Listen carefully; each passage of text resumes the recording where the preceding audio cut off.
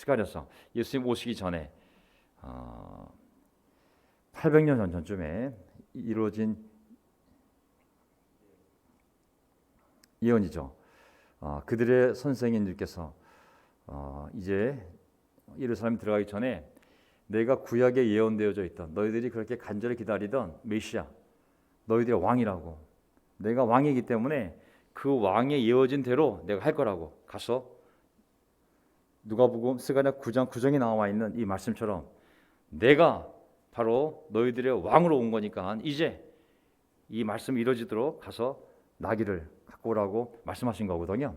이제 예수님이 죽음을 앞두고 당당하게, 그 전까지는 한 6개월 전만 해도 조심스럽게 사람들에게 알리지 말라고, 아직 때가 되지 않았다고 말씀하셨지만, 이제 예수님이 십자가를 가시기 6개월 전부터는 본격적으로 내가 예루살렘에 가면 죽임을 당할 거라고, 내가 메시아라고, 성경에 기록된 메시아고, 내가 하나님의 아들이고, 내가 세상의 구세주라고, 너희의 왕이라고, 이제 내가 붙잡혀 죽는 모습을 보고 겁내지 말라고, 난 부활할 거고 말씀에 이미 다 기록되어 있다고, 그렇게 죽을 것임을, 그리고 너희는 너희의 메말을 명심하고 이제 그 십자가로 가는 길에 예수님이 하나하나 구약의 말씀, 메시아에 대한 말씀을 하나하나 성취하는 모습을 보여주는 것입니다. 자, 이제 6절, 제자들이 가서 예수께서 지시하신 대로 어미 나귀와 새끼 나귀를 풀어다가 그 위에 겉옷을 얹으니 예수께서 올라타셨다.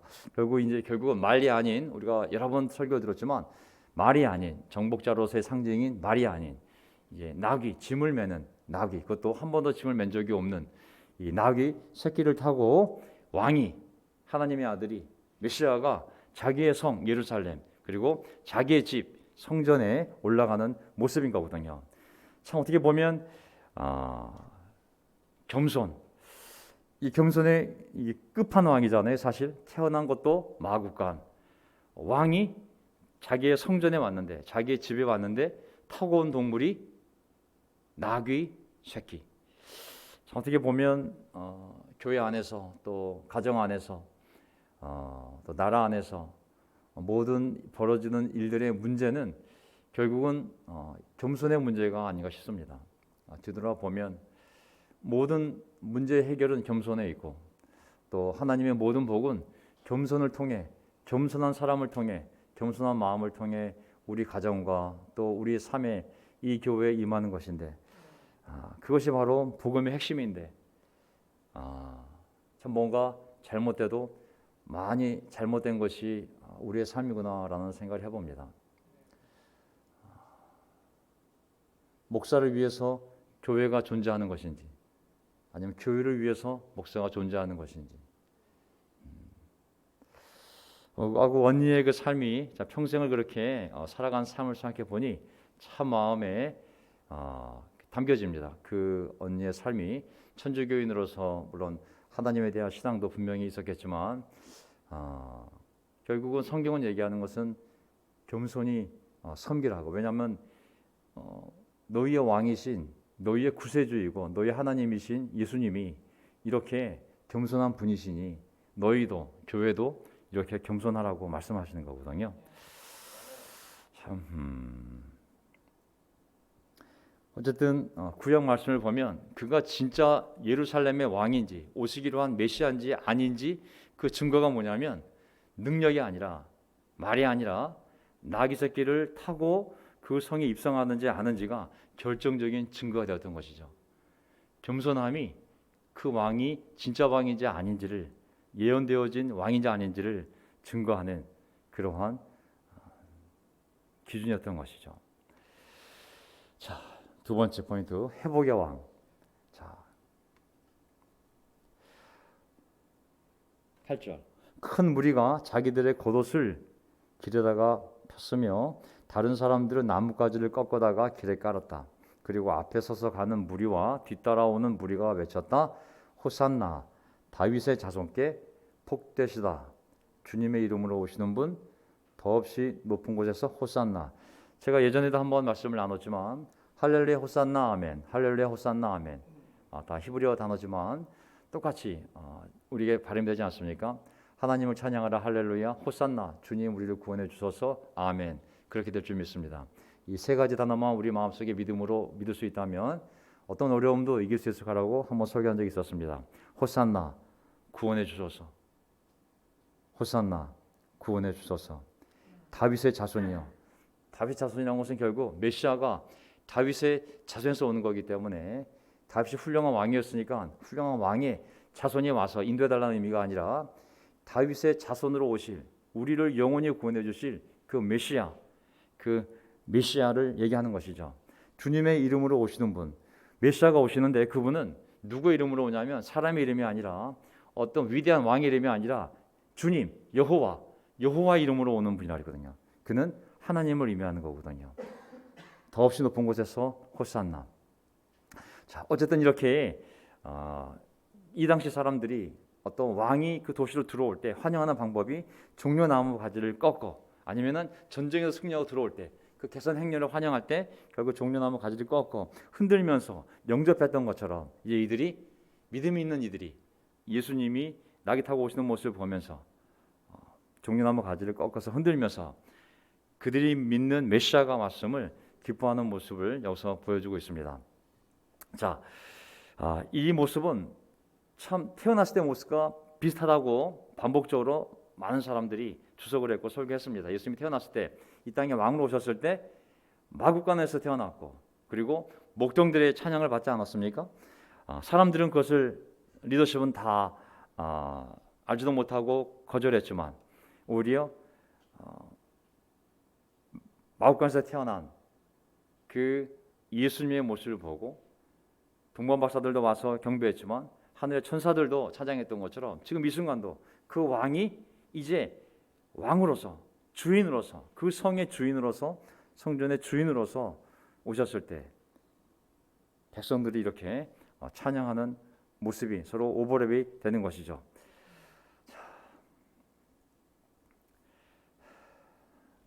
자, 이제 이러한 모든 모습들은 결국 예수님이 구약에 예언되었던 그러한 메시아임을 다 확증하는 그러한 사건들이 되시는 거거든요. 그분은 한 랍비나 훌륭한 선생님이 아니라 바로 다윗의 자손으로서 구약에 예언되었던 우리의 구원자, 기름 부은 자, 메시아요. 그리고 주님의 이름으로 오시는 분이라고. 사람 이름이 아니라 하나님의 이름으로 오시는 분은 결국 하나님이잖아요. 그분께 호산나 우리를 구원해 주소서 외치는 모습입니다. 자, 시편 118편을 보게 되면 이 118편을 그들이 인용한 거거든요. 시편 118편에 주님 간구합니다. 우리를 구원하여 주십시오. 호산나. 여호와 호산나. 주님 간구합니다. 우리를 형통하게 해 주십시오. 주님의 이름으로 오는 이에게는 복이 있습니다. 주님의 집에서 우리가 당신을 축복합니다. 여기 보면은 주님의 이름으로 오시는 이에게는 복이 있다고. 주님의 이름으로 오시는 분이 누구겠어요? 바로 하나님 아니겠습니까? 그 다음에 29절 주님께 감사하여라 그는 선하시며 그의 인자하심이 영원하다. 이것은 시편 118편이 그 절기 때 온갖 순례객들이 3대 절기 때 그 예루살렘에 와야 되잖아요. 하나님의 이름을 두기로 작정한 곳이고 그리고 그곳에 하나님의 집 성전이 있기 때문에 모든 성인 남성들은 반드시 1년에 3번은 꼭 이 예루살렘 성전에 와야 되는데 그때 순례객들이 부르던 노래 그리고 순례객들을 보면서 그 수십만 명이 많을 땐 수백만 명이 이 예루살렘을 올 때 그 거주하던 예루살렘 거민들이 이 똑같은 시편 118편을 찬양하면서 그들을 열렬히 찬양했던 것이 열렬히 환영했던 노래가 바로 이 노래인데 바로 이 노래를 부르면서 이제 메시아로 오신 하나님의 아들 예수 그리스도를 찬양하는 모습인 것이죠. 자, 10절 예수께서 예루살렘에 들어가셨을 때에 이제 예루살렘의 감람산에서 나귀를 타고 한 3km쯤 떨어졌다고 그랬는데 예루살렘으로 이제 올라가는 거예요. 자, 들어가셨을 때에 온 도시가 들떠서 물었다. 이 사람이 누구냐? 온 도시가 들떠서 물었다. 이 사람이 누구냐? 사람들은 그가 갈릴리 나사렛에서 나신 예언자 예수라고 말하였다. 자, 이제 유월절을 지키기 위해서 온갖 도시에서 갈릴리 북쪽 나사렛에서 온 사람들이 있을 거고 또 각지에서 유대인들이 이 도시 이 예루살렘 해발 800m 고지로 다 모여들지 않겠습니까? 그 순례객의 무리가 각지에서 온 슬로아기의 무리가 많게는 100만 명이 넘는다고도 얘기되고 있거든요. 그러니 얼마나 많은 사람들이 와서 무리들이 예수님의 이 행위를 보면서 사람들이 종려나무가 꺾어 외치면서 호산나 다윗의 후손이여 주님의 이름으로 오는 자는 복되도다 우리를 구원해 주소서 외쳤을 때 누굴 보고 얘기를 하는 거야? 저기 누군데 저분한테 얘기를 하는 거야? 예수님의 정체성에 대해서 당연히 궁금해하지 않았습니까? 어떤 사람들은 그 예수님을 하나님의 아들로 인정하지 않고 메시아로 인정하지 않고 이스라엘의 왕으로 인정하지 않고 그냥 랍비 아니면 예언자라고 말하는 사람도 있다는 것이죠. 예수님에 대한 잘못된 생각을 아직까지도 갖고 있는 사람들이 있었던 것이죠. 자, 12절 예수께서 성전에 들어가셔서 성전 뜰에서 팔고 사고 하는 사람들을 다 내쫓으시고 돈을 바꿔주는 사람들의 상과 비둘기 파는 사람들의 의자를 둘러보시고 그들에게 말씀하셨다. 성경에 기록한 바 내 집은 기도하는 집이라고 불릴 것이다 하였다. 그런데 너희는 그것을 강도들의 소굴로 만들어 버렸다. 아멘. 이제 그 집의 주인이신 하나님의 아들, 그 집의 주인이신 메시아가 오셔서 그 집의 주인이신 주님의 이름으로 불리는 여호와 이름으로 불리는 바로 이 하나님이 오셔서 그 집이 원래 기도하는 집이었기 때문에 원래 기도하는 집으로 다시 그 주인이 바꿔놓는 장면이 이 모습에 나오게 되는 것이죠. 그런 권위가 있잖아요. 예수님께서 내 아버지 집이요 나의 집이라고 누가 이 집을 아버지께 기도하는 집을 이렇게 장수한 집으로 만들었냐고. 그 아들이 뒤엎는 모습은 그 집의 주인으로 마땅한 권위를 갖고 있는 분이 그 집을 지은 목적대로 다시 회복시키는 모습이 바로 우리가 잘 알고 있는 이 사람들을 쫓아내는 모습입니다. 세상의 제사장들이 하나님의 제사장이라는 작자들이 그들이 세속화되어서 하나님의 집을 강도의 소굴로 만들어 놓은 것을 원래의 그 집의 주인이신 하나님이 오셔서 다시 강도의 소굴을 하나님의 기도하는 집으로 바꿔놓는 사건이 바로 이 성전 청결 사건이 되는 것이죠. 이것은 이미 이제 하나님이 자기의 집을 심판할 그런 것을 의미하는 것이거든요. 오늘 서영수 형제가 아까 기도할 때 이 모든 어려움을 통해 이 교회가 다시 원래의 교회로 돌아가는 그런 시간이 되기를 바란다고 얘기했어요. 아멘. 교회가 만약에 고난을 겪는다면 목적이 하나겠어요? 목적이 하나밖에 없지 않겠습니까? 그것은 그 고난을 통하여 교회가 순결해지는 것. 교회가 무슨 고난인가 혼란이 되든 무엇이 되었든 부정적인 하나님의 징계를 받는다면 목적은 하나라는 생각이 들어요. 그것은 회개하고 다시 원래의 교회의 모습으로 돌아가라는 것이 하나님 우리가 허락한 고난의 고통의 목적이라고 분명히 믿습니다. 아멘. 이렇게 예수님께서 이제 다 쫓아내셔서 그 집의 집주인으로서의 권위를 가지고 그 안에서 하나님의 집을 강도의 소굴로 만들게 했던 당사자들을 다 쫓아내고 다시 회복시킨 다음에 어떤 일을 하셨냐면 14절 성전뜰에서 눈먼 사람들과 다리를 저는 사람들이 예수께 다가왔다. 예수께서는 그들을 고쳐주셨다. 아멘. 원래 하나님이 하시고자 하는 일을 하신 것이죠. 그 성전 안에서.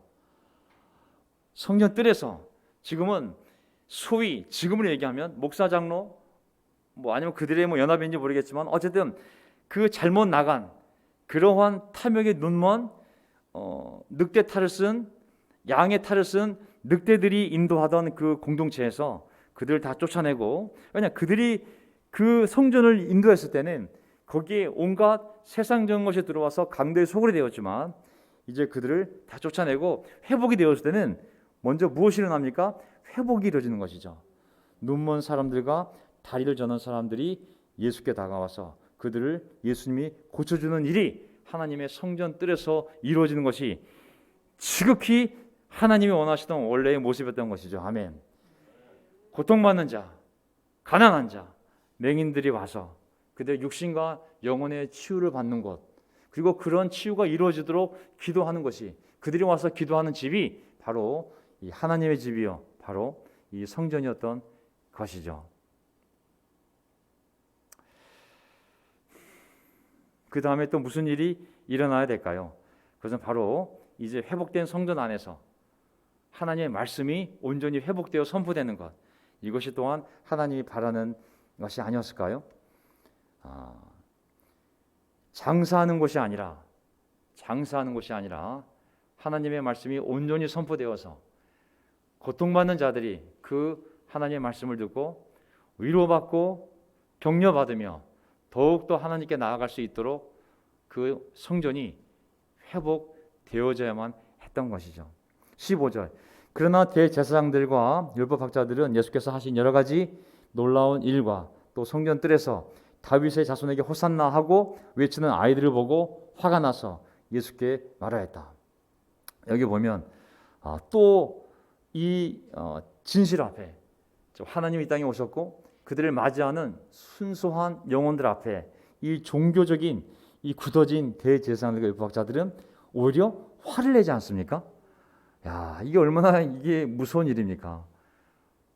그 성전의 주인이 와서 말하는데도, 그리고 그 성전의 주인을 올바르게 환영하는 그 사람들 앞에서도 이 굳어진 대제사장들과 율법학자들은 조금도 양심의 가책을 느끼지 않고 오히려 화가 났다고, 하나님을 찬양하는 사람을 보고 화가 나고, 애들을 보고 화가 나고, 그리고 예수님을 보고 하나님을 보고 화를 내는 이 딱딱하게 굳어진 이 종교적인 사람들이 등장하게 됩니다. 참 교회가 무서워지면 세상보다 더 무서워질 수 있다는 것을 항상 명심합시다. 아멘. 이게 죄인이 이게 교회 와서 정말 새로운 사람으로 변화될 수도 있지만, 어떤 사람들이 이 안에서 종교화되고 형식화되고 성령이 떠나고 마음이 굳어지면 교회 안에 있는 그 사람들이 오히려 세상 사람보다 더 무서운 사람으로 바뀔 수 있다는 것을 우리가 항상 명심해야겠습니다. 정치적인 얘기는 뭐 할 수 없지만 러시아를 보게 되면 거기에 러시아 정교회가 있지 않습니까? 거기 푸틴이라는 양반도 있잖아요. 어떤 밀접한 관계길래 같은 카톨릭 교회 안에 있는 그러한 우크라를 그렇게 침략할 수 있을까요? 저는 제일 무서운 사람이, 안 믿는 자보다 더 무서운 사람이 뭐냐면 양의 탈을 쓴 늑대가 더 무서운 것이죠. 대제사장들, 율법학자들, 양의 탈을 쓴 늑대들인 것이죠. 자, 당신은 아이들이 뭐라 하는지 듣고 있어. 따진 겁니다. 예수님께, 하나님께. 하나님을 믿는다고 하는 자들이, 하나님의 사랑과 겸손함과 복음을 전한다고 하는 자들이 그 하나님께, 주님의 이름으로, 하나님의 이름으로 온 예수님께 따지는 겁니다. 당신은, 하나님 보고, 당신은 아이들이 뭐라 하는지 듣고 있어. 예수께서, 하나님께서 그들에게 말씀하셨다. 그렇다. 주님께서는, 하나님께서는 어린아이들과 젖먹이들의 입에서 찬양이 나오게 하셨다 하신 말씀을 너희는 읽어보지 못하였느냐. 시편 말씀이거든요. 주님께서는 어린아이들과 젖먹이들의 입에서 찬양이 나오게 하셨다 하신 말씀을 너희는 읽어보지 못하였느냐. 내가 하나님인데 너희들이 찬양을 안 하니까 저 젖먹이들하고 아이들이 찬양할 거라는 그 말씀이 이루어진 거라고. 내가 메시아다 이놈아 하고 말씀하신 거죠. 아주 이제는 대놓고 자신이 메시아임을, 성경에 기록되어진 마땅히 아이들과 젖먹이까지 찬양하게 할 그 찬양을 받을 메시아임을 분명하게 사람들에게 밝힌 것이죠. 내가 세상의 구세주여 너희들의 왕이라고. 시편 62편 11절을 보게 되면, 이사야 62편 11절을 보게 되면, 여호와께서 땅 끝까지 선포하시되 너희는 딸 시온에게 이르라, 말하라고. 보라, 너의 구원이 이르렀느니라.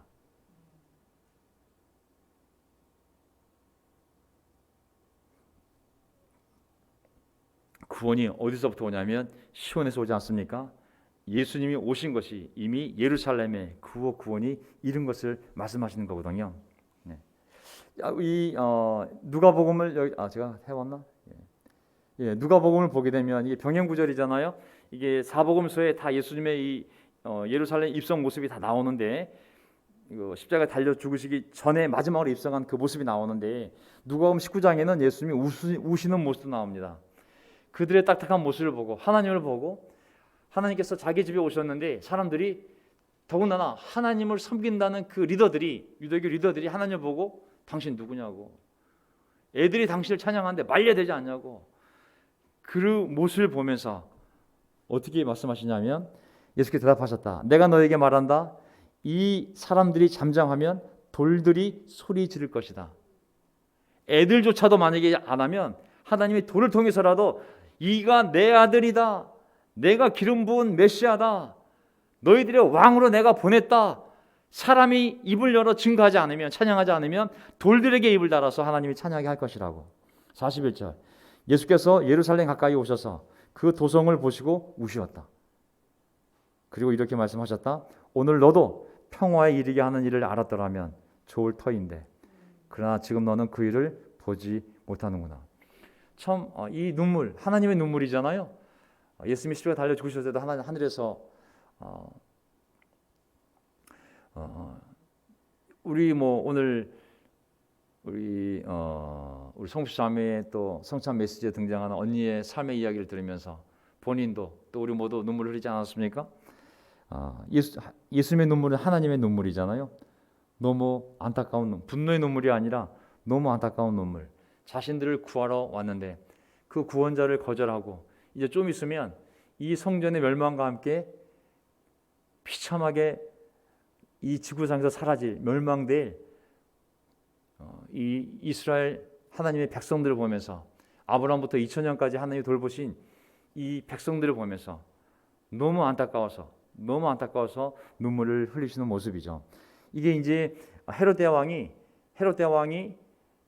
예수님 오시기 17년 전부터 짓기 시작해서 거의 64년까지 완공하고 축축하는데 거의 80년이 걸린 그런 성전이거든요.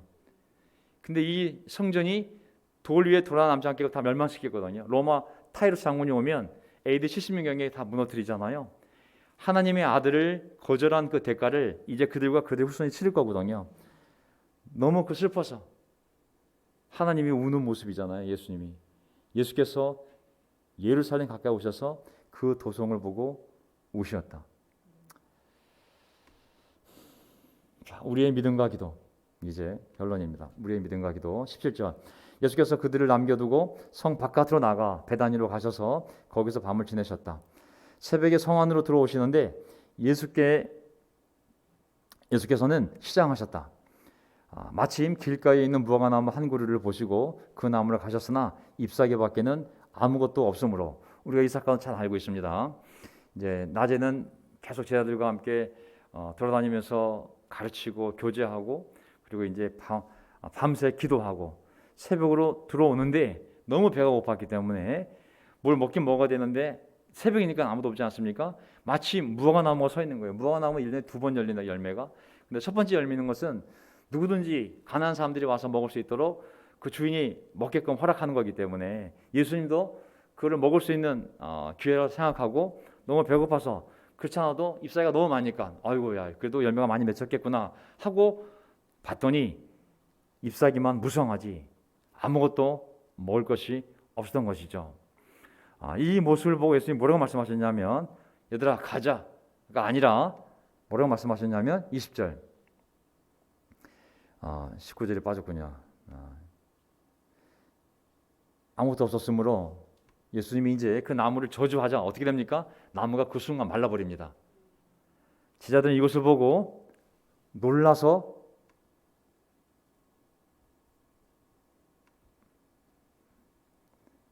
뭐라고 그러냐면 무화과 나무가 어떻게 그렇게 당장 말라 버렸을까?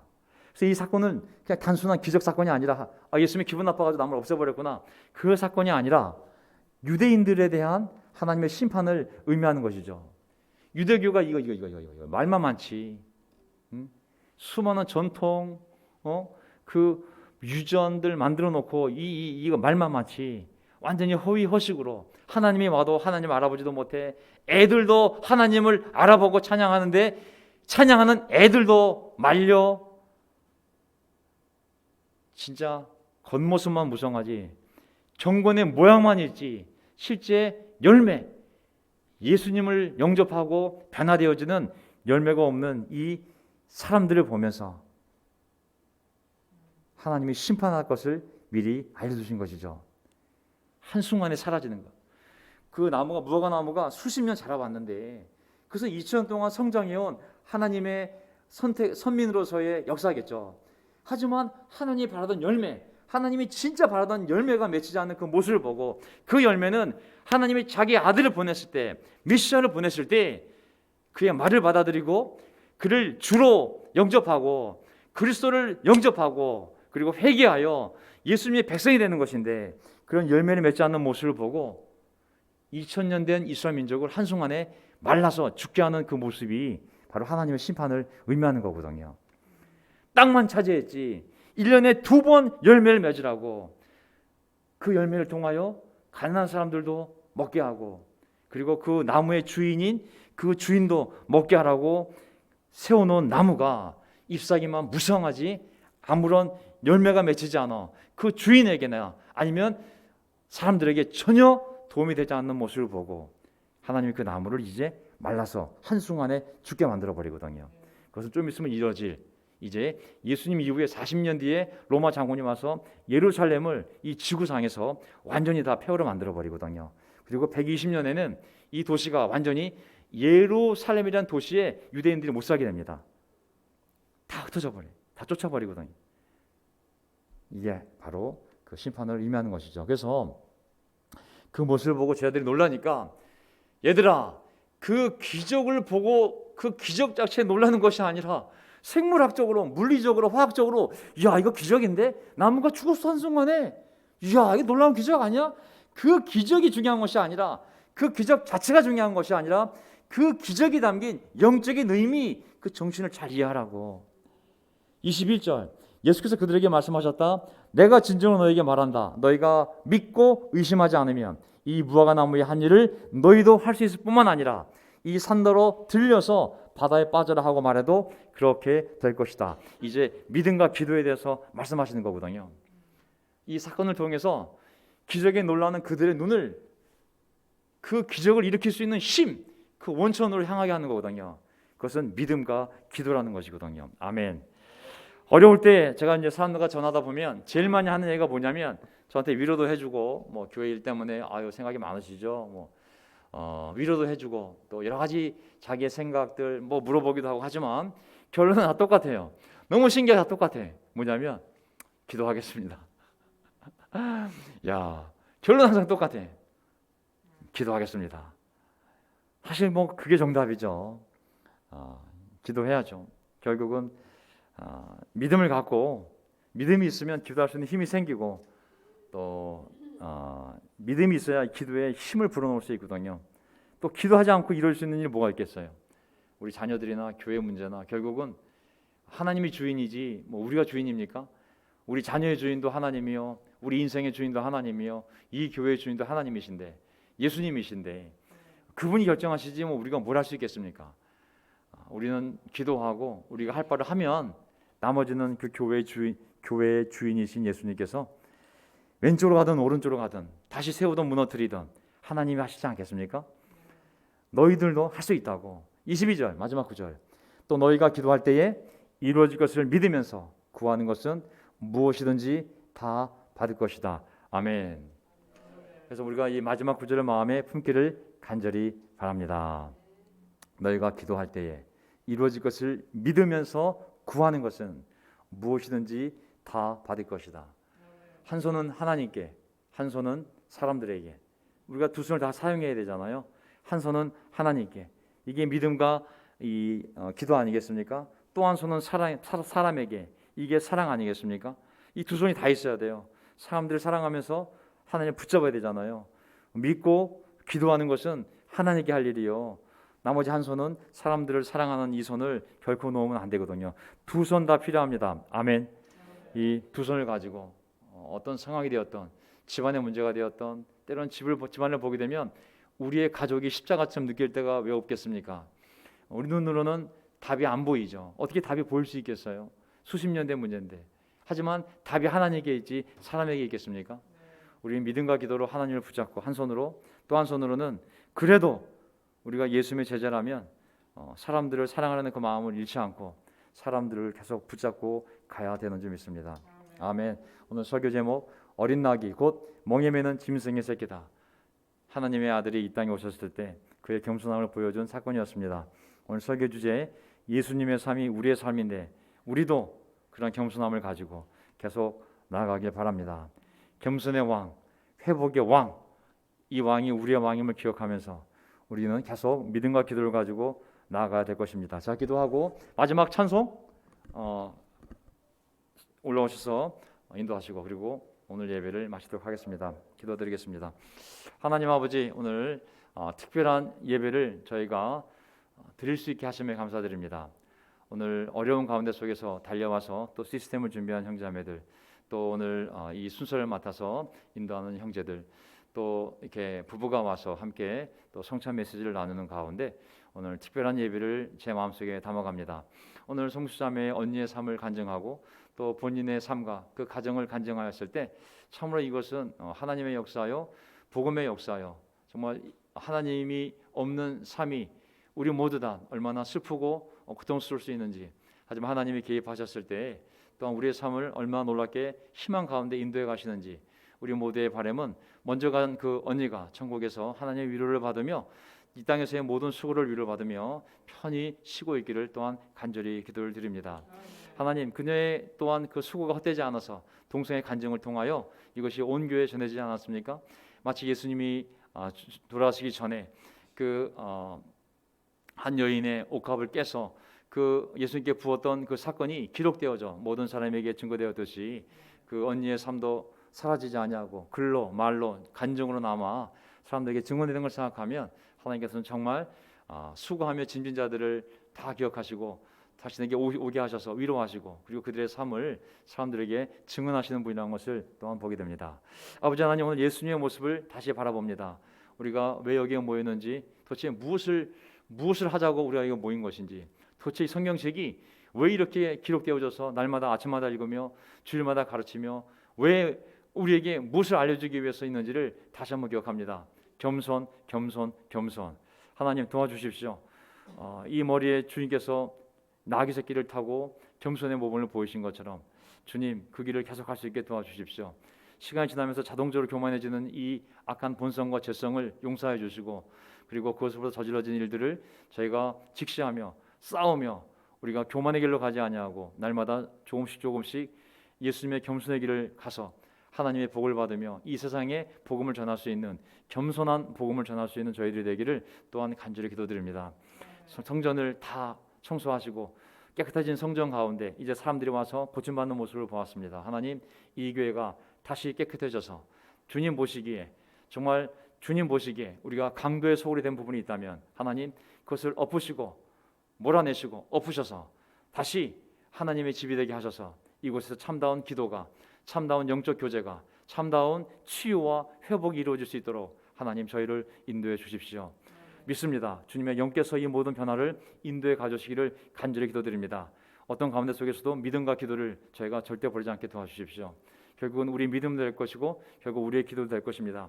성경에 예언되어 있지 않다 할지라도 우리의 간절한 기도로 말미암아 산이 움직여지고 이보다 더 놀라운 일을 할 수 있을 거라는 예수님의 약속처럼 성경에 예언되어 있지 않다 할지라도 한 영혼의 간절한 믿음과 간절한 기도를 하나님이 응답하여 주신 줄 믿습니다.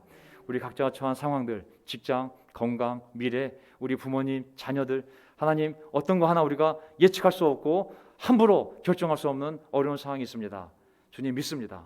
주님께서 선하게 우리의 삶을 인도해 가심을 주님 기도합니다.